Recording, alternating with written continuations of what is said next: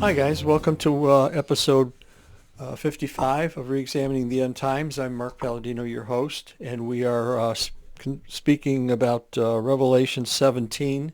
We're engaged in examining that chapter right now, Revelation, through the lens of my 2024 book, The Threshold of Exile. Glad you could join me.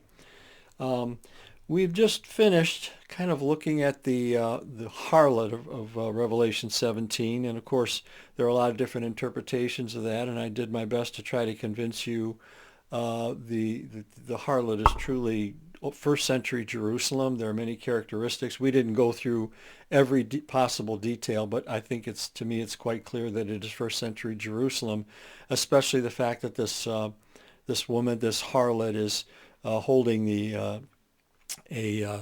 a cup of the blood of the martyrs, and she's drunk with the blood of the martyrs. And of course, Jesus said in Matthew 23 that they would be held accountable because they did not know the time of their visitation. They did not receive the Messiah.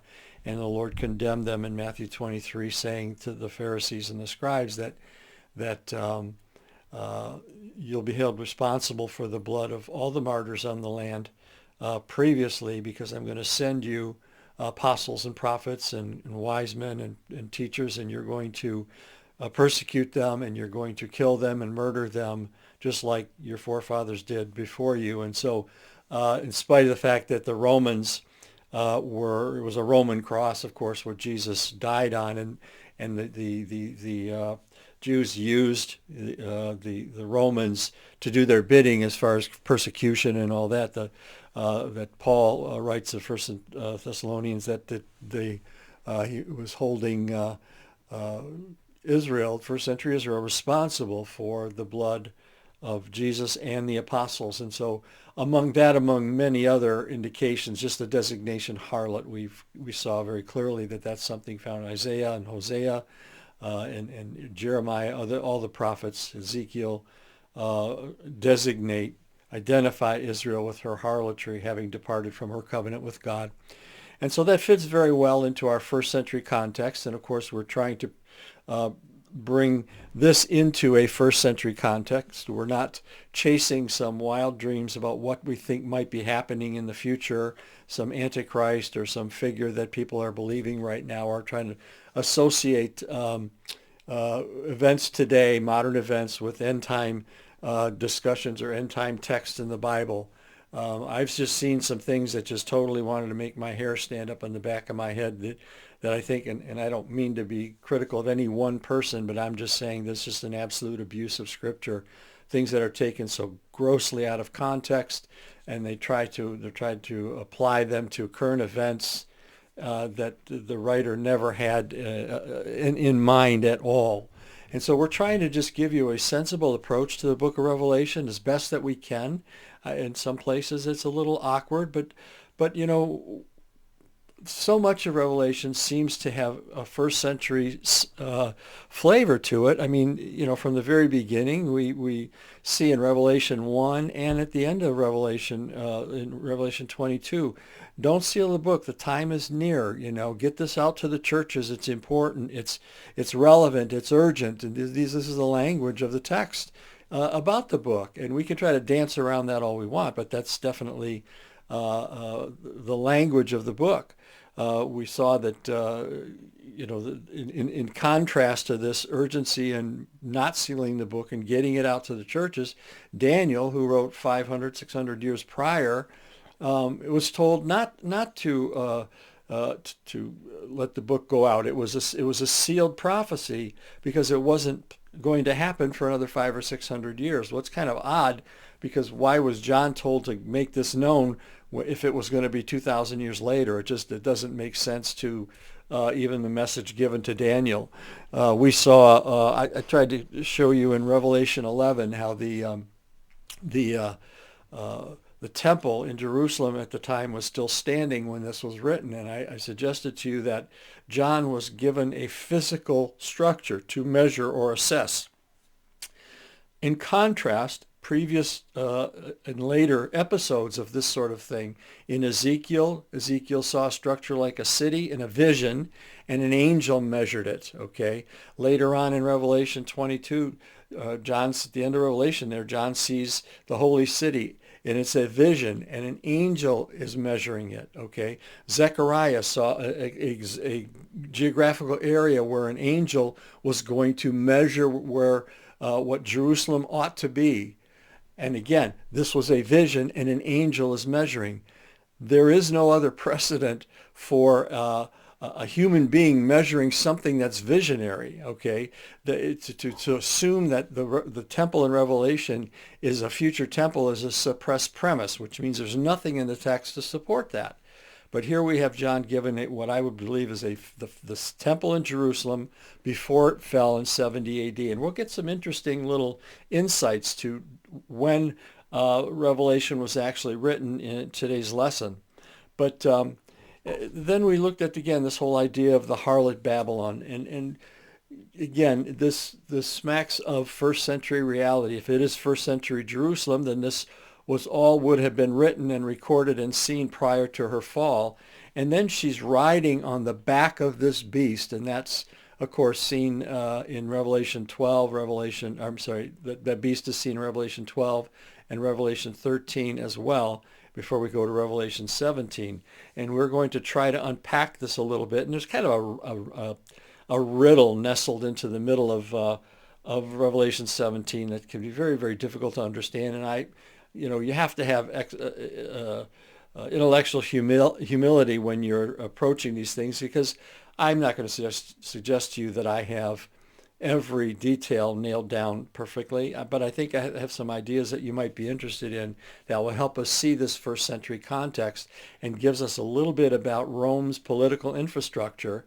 And so when we look at these things, as I'm starting to say earlier, we see that this is a first century context, and therefore we have to recognize that what I don't understand about this, or what isn't clear to me, say historically, I can be confident that it happened in the first century. Now, we have to be big enough to understand that sometimes you just had to be there. Paul spoke to the Thessalonians and said, hey, you know what I said about this, this man of sin and all that. Well, we don't know what Paul said, and there's nothing that would indicate what Paul said. But the Thessalonians knew, okay? And again, John sees the seven thunders in Revelation 10. We have no idea what that was. We just have to trust that God gave it to him. And so we somewhat the same here. We can kind of see some history and make some theological connections in Revelation 17 with this riddle, which I believe was given the way it was in order to veil it from Roman authorities. I think that's a very common understanding among biblical scholars, and I'm inclined to believe that as well. But it's a strange riddle, and as best we can try to understand it and piece some things together, we always have to have a little intellectual humility and make sure that we are, not grasping our interpretation too tightly. But that being said, I'm very confident that what John's describing is a first century reality.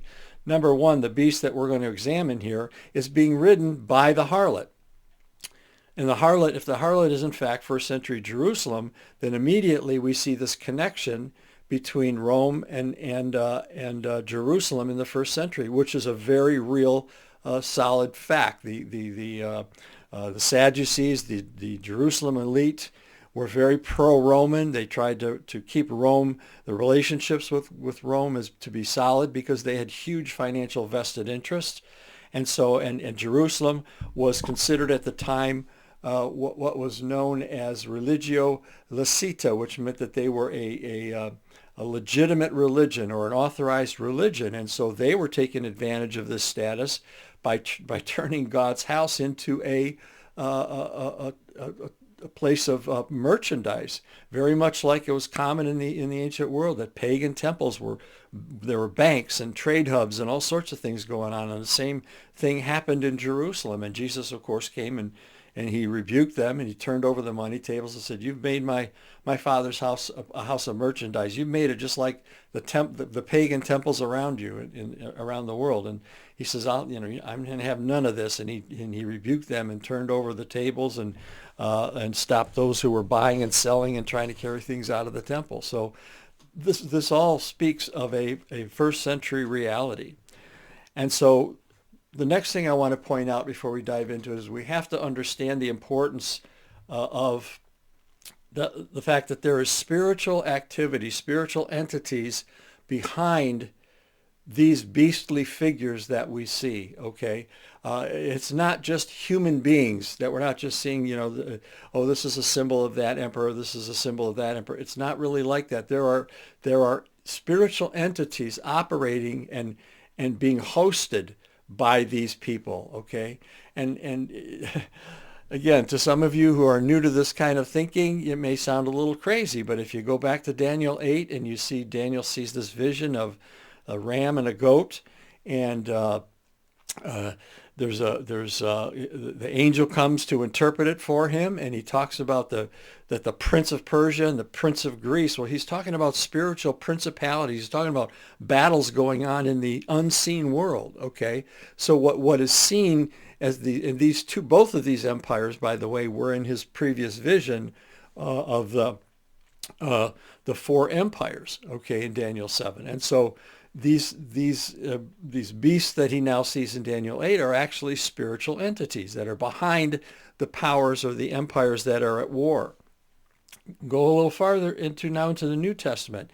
In Matthew 12, 43 to 45, Jesus says that he talks about a spiritual entity or a demon, when the house has been cleaned and swept, and it goes away to waterless places looking for a new host, and then he comes back and finds his old host all nice and clean and swept, and he comes back and brings 7 more with him. Jesus is dealing with a reality, a spiritual reality, and he says, so it will be with this generation. In other words, he's telling them he went in and cleaned their house, okay?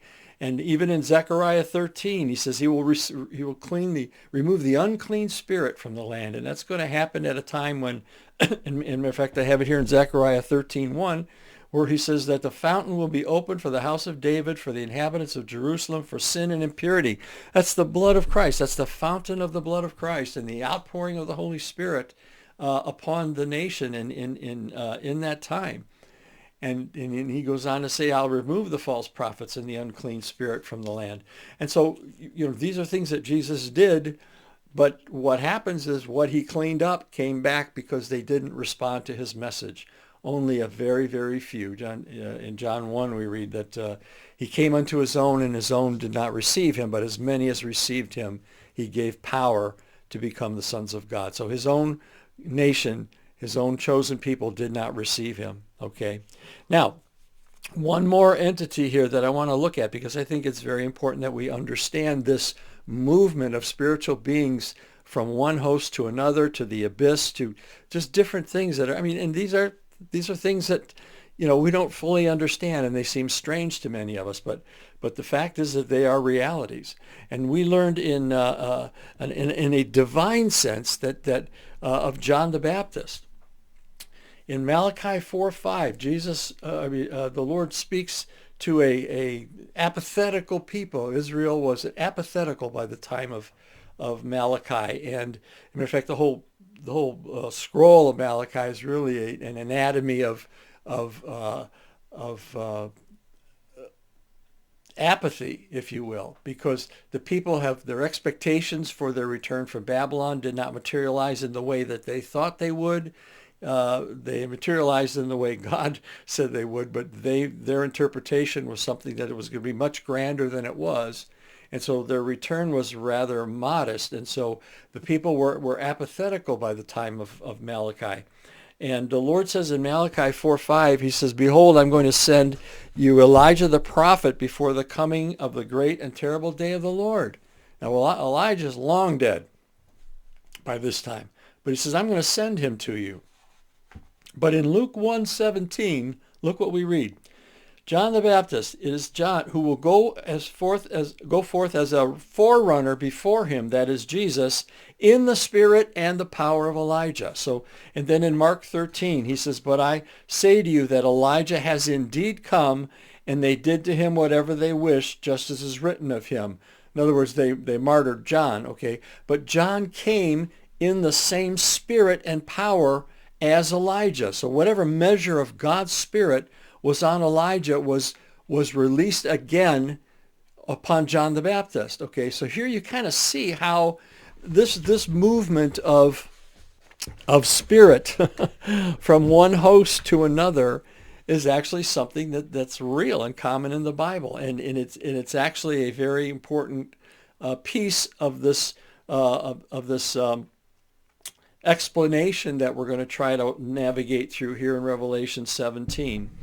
So now, before we actually get into 17, I want us to understand that I think a little bit of historical background is going to be helpful, because many of us don't really have much understanding of the history of the times. Matter of fact, my whole book, The Threshold of Exile, that's why it's called The Threshold of Exile, because it talks about the context, the historical context of the New Testament, and how really, if you really want to understand the New Testament, you really need to understand the context, the historical context, that the Jews were a nation on the brink or the threshold of exile by the Romans. And that impacts how we understand this whole idea of end times or the end of the age or last things.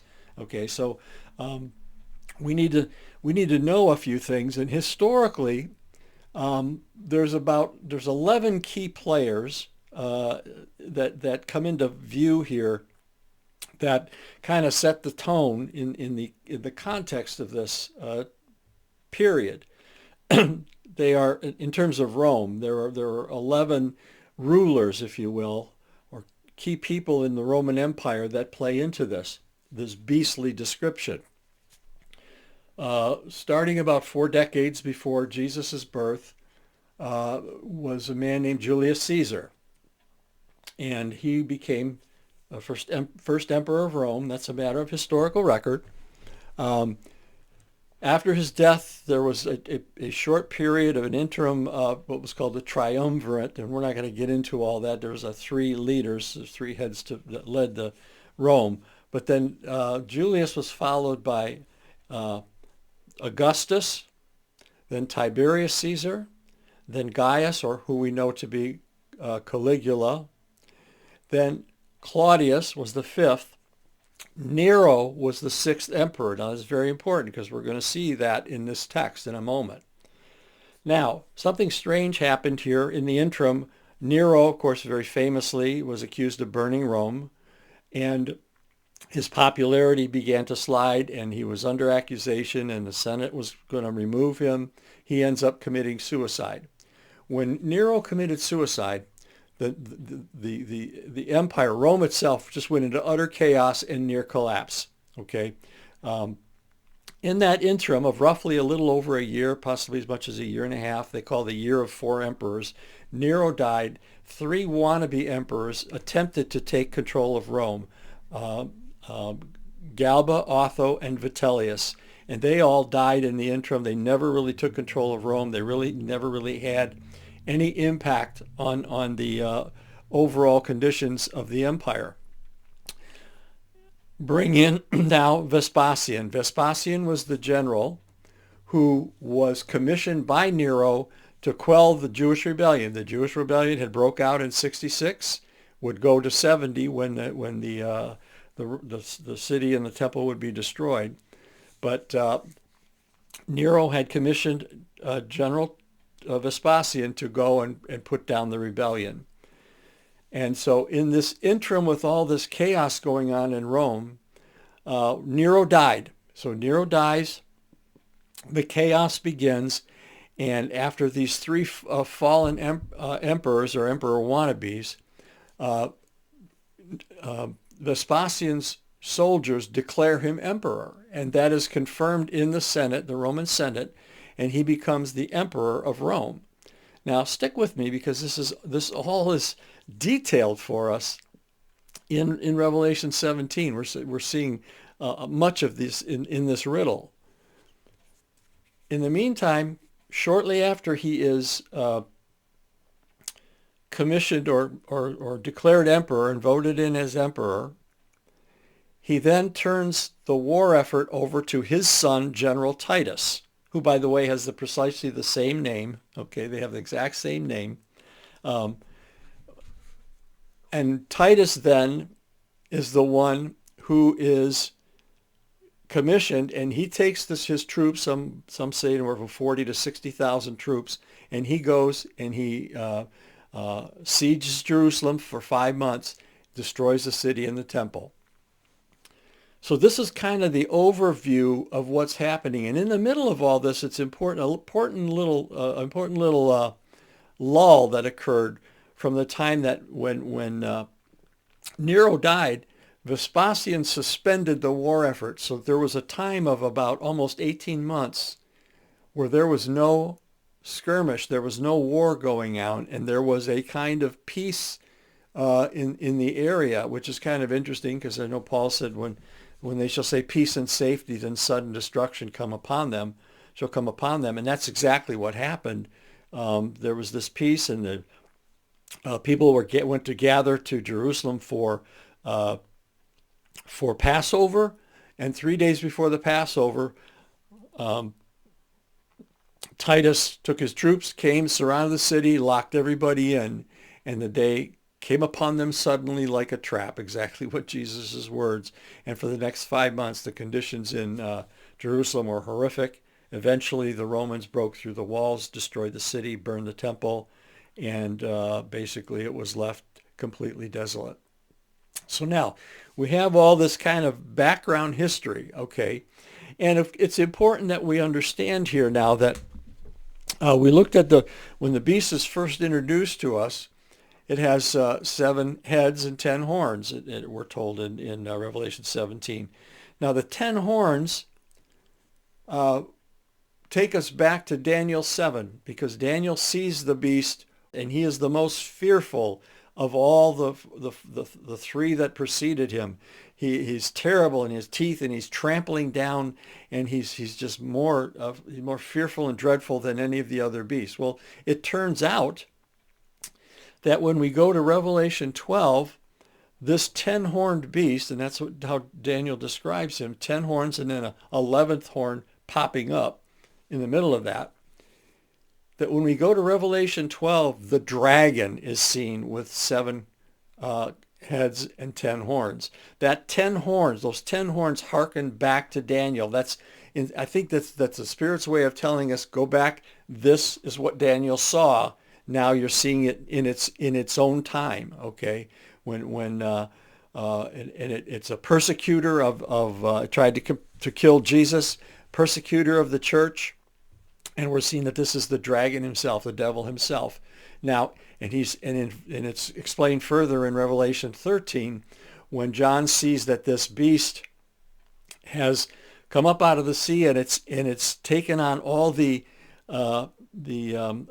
characteristics of Babylon, Medo-Persia, and Greece. It's assimilated them into himself, because it was common in the Mediterranean world that a conquering king or a conquering deity would assimilate the power of these lesser deities to himself. So these principalities over Babylon and Medo-Persia and Greece are now assimilated into this dragon. The full power of the dragon now becomes concentrated in Rome, in the sea beast. The land beast in Revelation 13, we said, was the Sadducees and the elite who were clearly pro-Roman. So we see the sea beast of the Roman Empire. We see them being supported by the land beast, who was the Jerusalem elite, trying to maintain their vested interest, their financial vested interest in their seats of power in the Roman Empire. They didn't want this. This war to break out. Okay. So you see this whole situation now. You see the dragon has now been thrown to earth in Revelation 12. He is embodied in the Roman Empire. He's supported by the land beast, who is the Sadducees. And so now we're positioned to see what's going on. And we also note in Revelation 13 something that occurs here in Revelation 17, and that is there is a head wound. One of the heads of the dragon or the beast are killed with a sword or wounded with a sword. Well, that's Nero. Okay, that's the death of Nero, which brings the empire to near collapse. Okay, so now in Revelation. So now that you've had your history lesson, I hope that wasn't too much for you, but I think it's now when I can refer back to the things, at least you know you've heard them, okay, and you have something to work with. But in Revelation 17:9, we're told, here's the mind which has wisdom. Of course, people who understood the relationships between the Jews and Rome within the church would need to help understand this. He says the seven heads are seven mountains on which the woman sits. Now, remember back in Revelation 17:3, we learned that the woman is sitting on the beast. Okay, so the seven heads are seven mountains on which the woman sits. Now, everybody in the world knows that the city of seven hills is Rome. Okay, so she's riding on Rome in Revelation 17:3, who is the beast.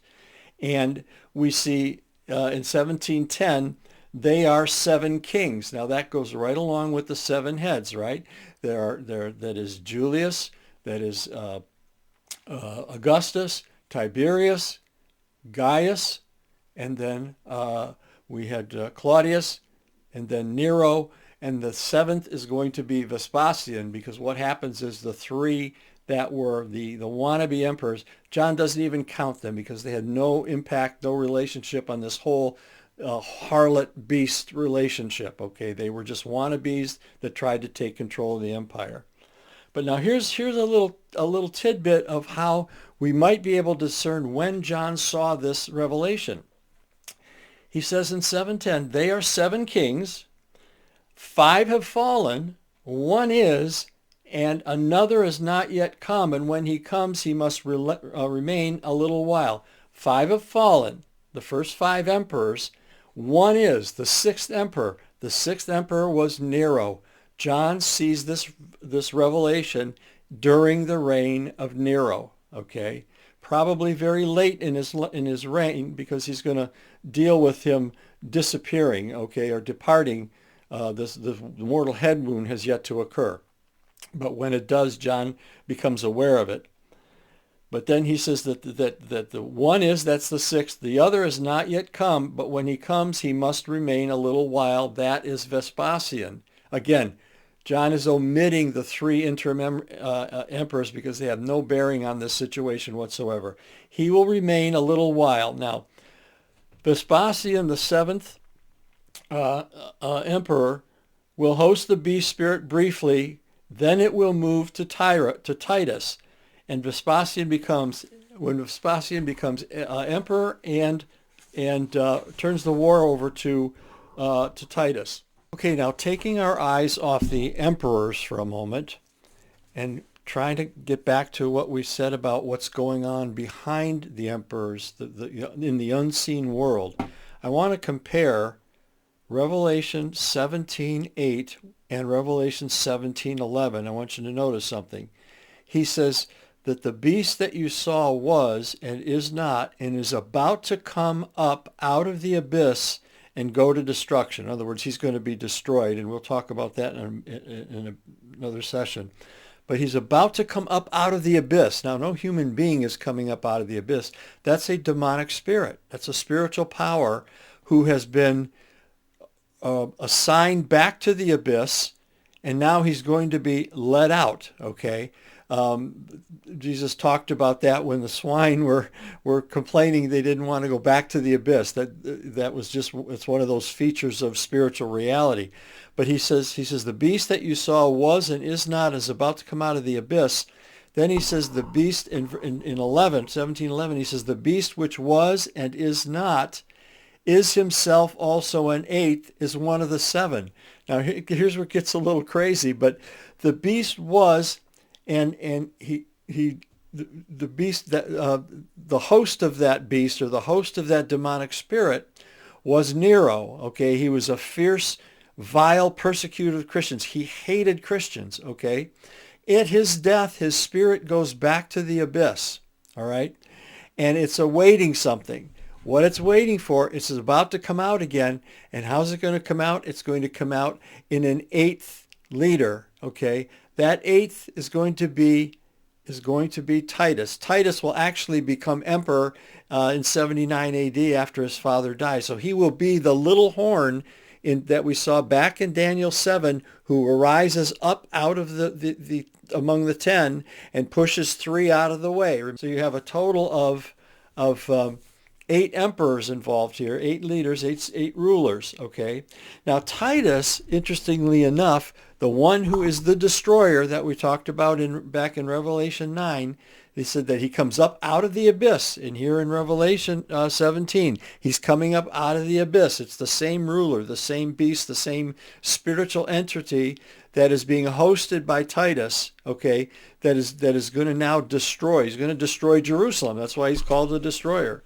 And Titus, just to get a sense for Titus's hatred for Christianity as well, and his desire to bring Rome completely under the control of the emperor and the empire. He didn't want this foolishness, these crazy and mixed up Jews and Christians. In a war council here, in the deliberation with his council regarding Jerusalem, the discussion, and this is a recorded discussion, that what to do about Jerusalem, and many were saying that we should be moderate about this and not destroy the city, quench the rebellion, but don't destroy the city because it's an incredible edifice and a wonder of the modern world, and we want to show that the Romans are willing to be moderate and reasonable, and but then Titus himself, it says, thought that the temple, took the opposite side. Titus himself thought that the temple ought to especially be overthrown in order that the religion of the Jews and the Christians might be more thoroughly subverted. For that these religions, although contrary to each other, had nevertheless proceeded from the same authors, that the Christians had sprung up from among the Jews, and that if the root were extirpated, the offshoot would speedily perish. And so we see that Titus was all gung-ho about destroying not only Judaism and the temple and the city, but assuming that would also bring the end of Christianity, okay? That's this destroyer spirit, okay? Now, that's actually comes up here later in Revelation 17, where it says he gathers his 10 horns, which is these allied forces, to go and attack Jerusalem, but they're going to go wage war against the Lamb. You see, the real target here, the dragon's real enemy, what the dragon wants, okay, he wants to destroy Christianity. He wants to destroy the Christians. He wants to destroy everything that Christ has built and done. And this is where the real war is. The enemy is the Lamb, but then they're going to discover that no, it's not going to happen that way, that the Lamb is going to emerge victorious. But we have this whole scenario, and I'm going to see if I can capsulize it for you a little bit so it makes somewhat sense. We have these first 6 emperors that are listed, and we said that Nero being the 6th is what the time when John wrote Revelation. As a matter of fact, I might even be able to narrow it down a little more, because we said in Revelation 8 and 9 that Vespasian is doing this northern campaign. The 1/3 of the land is being destroyed, and that's Vespasian's campaign. Well, that began early in 67, and according to John's vision, it hadn't happened yet. So now we're between 64, when persecution broke out against the church, okay, because John said he was the partner of his churches in tribulation and patience and perseverance that were in Jesus. Implies that it was the time when the persecution broke out. And then 67 when Vespasian started his assault and his campaign against Jerusalem in the northern third of the land of Israel, you have a window here of about 3 years. That could be a decent window for understanding when John exactly saw the revelation, sometime within that window. But we have these first 6 emperors. Nero is the 6th. He dies. He's the wounded beast. Okay. The emperor comes back to life, and that's embodied in this whole idea of the beast coming back to life when Vespasian brings the empire back to life after its near destruction. In the meantime, the beast from the abyss, okay, that has left Nero at his death, now is going to come back. He's going to come back in the man Titus, who is in Revelation 9 called the destroyer. He's the one that's going to destroy Jerusalem, okay? And it's very interesting because in Revelation 17:11 it says the beast which was Nero, and is not, briefly out of commission, and is himself also an 8th. So he will be the 8th emperor, and he is of the 7. Now that's an interesting statement. It's not one of the 7. If your Bible says one of the 7, it says he's of the 7. The reason he's of the 7 is because he's Vespasian's son, and they have precisely the same name, Titus Flavius Vespasianus, okay? And so we have this amazing scenario here of the beast that is operating behind the empire, and John is being given just a kind of this riddle-like breakdown of the events that actually occurred in that season right at the brink of the fall of Jerusalem. So we're going to stop there, and I hope you didn't get too lost in that. Go over it a couple of times because it's if you think it was hard to understand, you should try teaching it sometime because I really racked my brain trying to come up with a way to share these things in a way that could be understood. I see them fairly clearly, but trying to explain them and wrap the history as well as some of the theology behind it is very, very difficult. But it's a difficult passage, and I'm sure that there are differences of opinion, and I'm sure there may be some things I don't have perfect in this, but I think the scenario kind of adds up and gives you a general picture of what John is seeing. The main components is we have a harlot, first century Jerusalem, who is riding on the back of a beast, first century Rome, and then something is going to happen, and that is that the beast is going to turn on the harlot, okay? He's going to turn on the harlot and destroy her, burn her with fire. And that'll take us into Revelation 19. Well, God bless you. Thanks for tuning in, and we'll see you next time.